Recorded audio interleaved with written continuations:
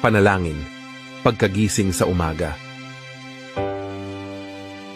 Panginoon, sa pagmulat ng aming mga mata sa panibagong araw, kami po ay nagpapasalamat sa inyong pagkakaloob ng buhay.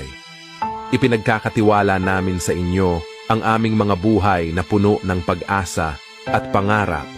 Hinihiling namin ang inyong patnubay at bigay na lakas habang kami ay lumalaban sa mga hamon ng bagong araw.